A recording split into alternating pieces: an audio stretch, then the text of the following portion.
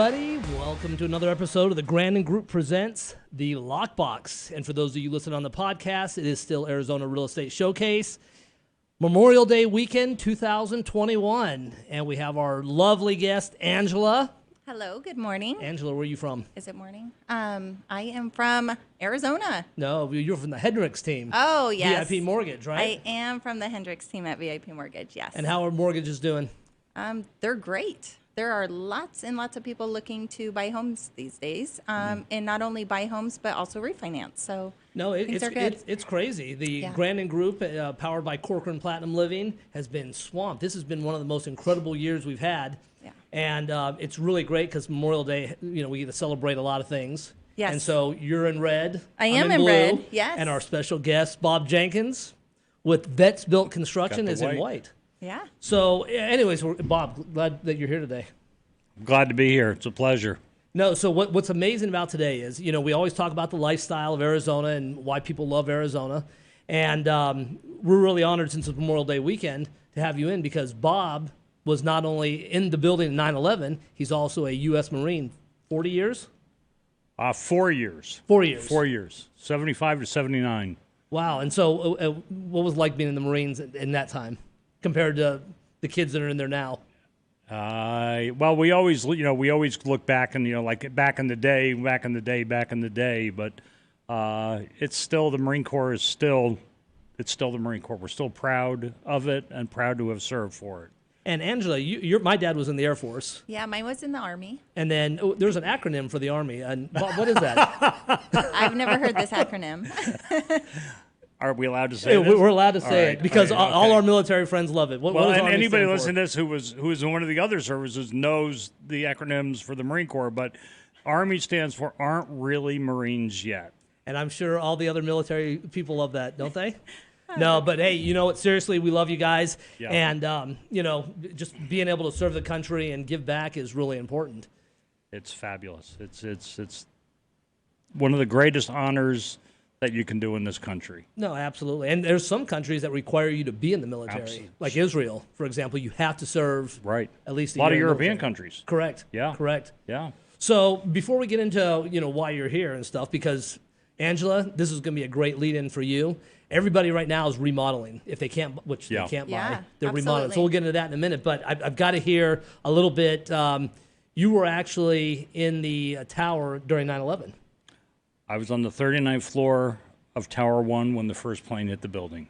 No, I mean, I can't even imagine something like that. And then we were talking before the show started. How did the Marines prep you to handle that plane hitting the building? It's a great question, and I took a course when I was in the Marine Corps. They sent me to Okinawa to go to what was called WSSI, Water Safety Survival Instruction School. Marine Corps was losing a lot of men between a boat and the beach. They were drowning. And the Marine Corps made the decision that every Marine would be basic water qualified in survival, at least know how to float and swim a little bit. So they sent us to the school. We were the first class to learn how. We were taught to be the instructors, and then we'd go back to our bases, and we would then teach Marines how to survive. It was some of the most rigorous training that I did in the Marine Corps. It was incredible, really, really, really good. But one of the classes we took one day, we had a gunnery sergeant that would jump on your back while you're in the water and try and drown you. And he was really good at what he did. And the point, the lesson that you learned after going through this for a while was panic is what kills people. And so they taught us how to fight that urge, how to fight panic. When it happens, you can feel the adrenaline kick in. You can anybody in this room who's ever been in that position, you can feel it. You know it's coming on. They taught us to acknowledge it and immediately shut it down. And so when the plane hit the building and that building started swaying and you know what hit the fan, everyone in the room that I was with, I could see their eyes. I was sitting at a table, very like where we're at right now, and I could see all of these people. And the building then started to convulse wildly, which is what a lot of people don't know. And I watched these guys, and I could see the panic in their eyes, and then they all just got up and started to run. And I thought, Bob, you need to stay really cool. You're on the 39th floor of the World Trade Center in downtown Manhattan. It's not an earthquake. Earthquakes don't explode. Because I was a combat engineer in the Marine Corps, I had part of my job, a big part of my job, was mines, demolitions, construction, and we did a lot of demolition work. So I knew what demolitions felt like. I knew what it smelled like, the whole thing. And so I watched these guys get up and run, and I literally just sat in my chair like I am right now, and I said, Bob, you need to stay really, really cool. It's not an earthquake. I grew up in and around Manhattan. I knew it wasn't an earthquake. Earthquakes don't explode. I felt the percussion come down through the building like a bomb had gone off. And so I just sat there, and I just waited. And I said, you got to stay cool. And I thought, well, you know, they always teach you to get underneath the doors, you know, the frame of a door for security. And I laughed at that. I thought, yeah, you're on the 39th floor. You got 70 floors on top of you. That door frame is not going to do any good. And so I literally just sat there and waited until I was calm. The building was convulsing back and forth. There were chairs falling, computers coming off desks. Walking on the floor was like walking on Jell-O. And I managed to get over to the windows. And as I got to the windows, I looked out the window, and literally off to my left, down in the harbor, I was looking at the Statue of Liberty. The Hudson River was right in front of me. The piers, the 9th Avenue piers were right there. I could see the New Jersey, the Palisades Cliffs, and I could almost see Chicago because it was so clear. And I remember looking up at the sky, and I saw the white paper, ticker tape. That's what it looked like, snowflakes, ticker tape, from where the upper floors had been blown out. And the white against the cobalt blue was just beautiful. And I stuck my hands deep in my pockets, and I looked down, and I looked at the ground, and I said out loud, so this is where I die. And I was completely at peace with it. I knew that the building was going to topple over, and I knew that there was nothing I could do, and I said, so this is where I die. And it was a very peaceful feeling. Then, thank God, the building stopped convulsing, and as the building stopped convulsing, I heard a woman yell, there's been an explosion in the mechanical room on the 42nd floor. So I thought, okay, the building's not shaking anymore, and it's 3 stories above me. So I'm getting out of here. And the only thing I had in my hand was a notebook. And I don't mean an iPad notebook. I had literally like, you know, pen and paper notebook. Right. And I was supposed to go to Toronto that night. And so I just grabbed the notebook. My overnight bag, my computer were still in the conference room. And I went over to the stairway, and I opened the door to the stairway. And I literally had to do a double take. When I opened that door to the stairway and I looked in, it was completely full of people. And I literally did, you know, a double take and went, where did all these people come from? And then I just walked into the stairway and walked down the stairs, which isn't, Robin's heard this story numerous times, and there's no good way to end it, but that's a whole nother story. No, that's amazing. It's you never get to hear real life stories like this from people. So what brought you to Arizona? I after 9/11, and I used to sell video conferencing equipment, and we were selling a desktop, an IP video desktop solution to Lehman Brothers. And after 9/11, people ironically thought video was going to explode and no pun intended, take off. Mm-hmm. And it didn't. Cisco was the big dog, and a lot of other things happened, and so video actually kind of imploded. You heard a lot about it. You know, the president's doing a video conference. You heard a lot about it, but it really didn't do anything. And so I got out of the industry and went back into construction. I started building, and I was doing a lot of flipping buildings in Charlestown, right outside Boston. And so I got back into that, became a dealer for a home builder, and did really, really, really well for years. And then I saw the construction industry start to crash.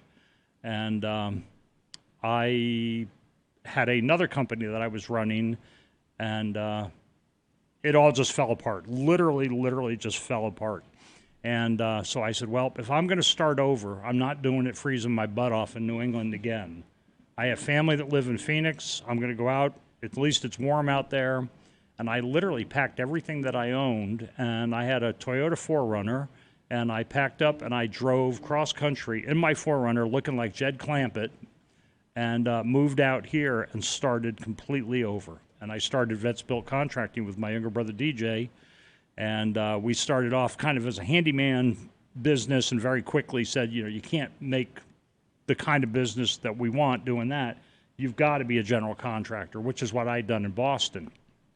And so here we are 6 years later, and we're doing extremely well. No, that's great. And Arizona's a fantastic market for construction. I mean, it just seems like it's never going to end. What do you get a lot of people that are remodeling, or are you doing full builds from top to bottom? A little bit of everything. Our brand is doing really well because when we started VETSBuilt, thus the name VETSBuilt, the goal was to immediately look for and hire and put veterans to work. So we've probably got about 50 subcontractors in our pool. And out of those 50 subcontractors, we probably have about 40% of them are veterans, veteran-owned. One example is my electrician. John is not a veteran, but Travis is a Marine. So when I do jobs, I always ask John to send Travis down. We can't always do it, but we try, and we always try to put our veterans on our jobs and hire. Then we also donate money, time, and effort to a lot of veteran causes. No, that's great. And do you find that Arizona's been really receptive to having a veteran-owned company? Absolutely. Absolutely. Money's money, and people are conscious of budgets and what have you. But if it comes to us and another general contractor doing the same type of work, chances are good we're going to win it. And then what kind of response are you getting from veterans around the country for having a veteran-owned business? You know, that's a great question. Around the country, not yet, although we have discussed trying to take this and literally replicating it and franchising VETSBuilt. It's a lot of work to do. It's not that it can't be done. Franchises are done every day. But it's something that we've discussed doing this across the country. And so, Angela, you guys at VIP Mortgage are able to help provide a lot of the people that are buying homes refinance, right? Yeah, absolutely. Or cash out refis? Yep. If you're looking to refinance because you do want to do some remodeling, now's a really great time. Values here have gone up tremendously, so a lot of homeowners have quite a bit of equity. So it really is a great time to refinance with the Hendrick team, pull out that money, and then, go and do your remodeling of your home, add a room, update your kitchen, whatever. So, Bob, you guys don't do general small stuff like hang ceiling fans. You're more of remodel and big jobs? Yeah, we kind of started off the handyman stuff doing that. And then, as I said, very quickly, we got away from it. So we do a lot of remodels. Like our basic bread and butter kind of business is go in and gut a kitchen, all new cabinets, new ceiling lights, countertops, all appliances, plumbing, electric, etc. And usually like in the $30,000 range for a kitchen. And that's kind of our bread and butter for that. A master bath, gut it, new tile, pan, fixtures, everything in the $8,000 to probably $10,000 range. And then, we did a couple jobs last year. One was $360,000, another was $250,000. So we've done a couple of pretty good sized projects as well. No, that's great, and you're supporting veterans while you're doing it. And we support veterans. So now Bob lives up in Carefree. Carefree, correct? So how'd you end up in Carefree? Because Carefree is the north part of the valley. It's a spectacular part. So it's kind of like a suburb of Scottsdale, but not. Yeah. You got Cave Creek, Carefree. Yeah. So how do you like that lifestyle up there? I love Carefree. I really do. It's funny that I grew up in New England. And when I got out of the Marine Corps, I was in school in Boston. I lived in New York City. I've been in and around cities my entire life.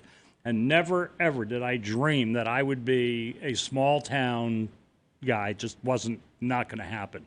I love small town. And Carefree is actually a really fast-growing area. Prices Yes. are ridiculous. But one of the things about Carefree is you have to go to the post office to get your mail. That's and the fun that comes with that, when you sign up for something, pick anything, and you say, I don't have a physical address here, everything has to be delivered to the post office, and there are certain places that want your physical address, and then they're going to mail something to that address, and you're not going to get it. Right. It'll drive you a little bonkers. But still a great place. It's great place. It borders Cave Creek, so you can head over to Cave Creek and enjoy. I'm a mile from Harold's. It's fantastic. Fun. So your company works all over Arizona? All over the valley. I don't think we've gone as far as Tucson. Queen Creek, we did a job down there a couple of years ago, and then quickly realized that time is money, and it's funny. People will contact us, and they'll be outside that perimeter that we will work in, and they'll be like, well, you advertise here, and it says that you do work here, and go, well, yeah, but it's an hour and a half each way. Right. So I'm going to charge you 3 hours a day times 5. That's 15. That's 2 days work. I'm charging you for those, and all of a sudden they start to calm down. Right. Like, well, maybe we'll find someone a little bit closer. Well, and in this market too, it's tough to find solid guys, and all your guys are general contractors and have been through the construction trade. And yes. The big problem that we have, and I say we meaning my little itty bitty company here in Phoenix, and we as a full-blown society, is that we have fewer and fewer and fewer people coming into this business. And everybody's college education, college. Well, that's great. You got a college with a degree in anthropology, and you're $100,000 in debt, but that's not going to do much for you. We have a 10-year knowledge gap in this business right now. And it's just growing every year. And sooner or later, people go, well, that's not a big deal. The light bulb goes in my house, someone will come change it. Well, yeah, in your house, that's right. What do you do when the grid in Phoenix goes down and your electricians, you don't have somebody who knows how to fix that? Or you have a water main break, in the middle of Scottsdale, and you don't have plumbers that know how to fix it. And infrastructure, welders, every single person in these trades. We need to start bringing young people in and doing it, and we're losing them. I mean, we are losing them really fast.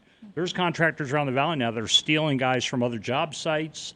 I've heard stories of people, going to an architect and say, "What do you get paid?" Well, we'll pay you this plus this, right? Because you can't find people. So we have a real need to do that. There's a couple schools, EVET, East Valley Institute of Technology, West Tech is another one. I contacted EVET not long ago, and the guy that I contacted there was a former Marine, and he walked in front of his class and said, hey, I've got a contractor that's looking for, and 2 of the young guys in the class stood up, contacted us. One of them is now working full-time for my cabinet guy, and he says it's fabulous. But we need many more people like that. Well, and as a veteran, the military offers this kind of training as well. The military offers it when you're in, and the good news is the VA will pay for that training. So anybody, you get me started. One of the things that we did when we started VETSBuilt was I also wanted to go out and start finding homeless vets and getting them off the street, getting them a place to live, getting them in school, showing them what their VA benefits are, because a lot of them have no idea they even have VA benefits, which could include things for post-traumatic stress, whatever other disorders, things might be wrong, but they'd actually have some money coming in through the VA and then get them into a school like EVET, and 2 or 3 years later, we could have these guys out. Electricians, plumbers are making really good money. A basic carpenter right now is making about $20 an hour. A good plumber is making $35, $40. Electricians are making $40, $50 an hour. Some of these guys are making $60. I talked to these guys. One of them's up in Alaska fishing as we speak right now. I'm not in Alaska fishing at the moment. I'd like to be in Alaska. Me too. My electrician took his whole family to Hawaii on vacation not long ago. So anybody who thinks that these are dirty jobs below them, think again. These are really good, skilled, high-paying jobs, and we need people desperately. And we, not just me and my business, we, You guys, the whole country, we need these people because when we run out of them, there ain't going to be anybody around that knows how to fix this stuff, and we're going to be in a real problem. No, absolutely, absolutely. So, Bob, what's the best way for everyone to reach you? Give them the website and your number. Here's my phone number. No. And hey, we want them to call in, and you know we love it when people use speaking of phone numbers, I just signed up for this thing called RoboCall the other day. It works great. 20 times a day, I see this thing pop up, and it goes this number, and we don't recognize it, and I'm happy. So yeah, the best way is Bob at VETSBuilt.com. BOB at Vets. V as in veteran, E as in echo, T as in tango, S as in Sam. Built BUILT.com.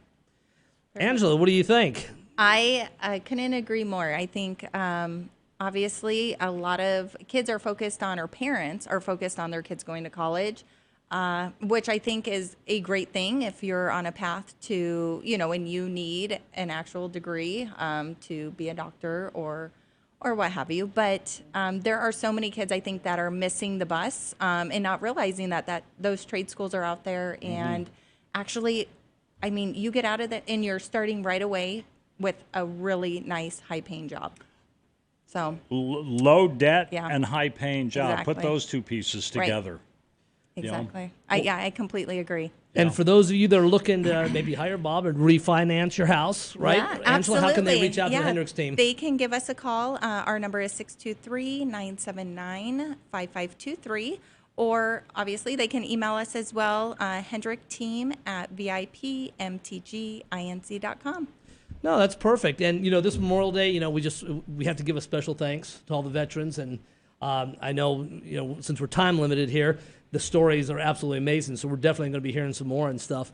But other than that, we want you to support the vets. We want you guys to get out there. If you're not able to purchase a house, you should maybe consider remodeling. Yeah, and absolutely. we can hook you up with that and stuff. But for those of you that are out there looking to buy or sell, Grandon Group, Arizona's #1 brother and sister real estate team, can help you out.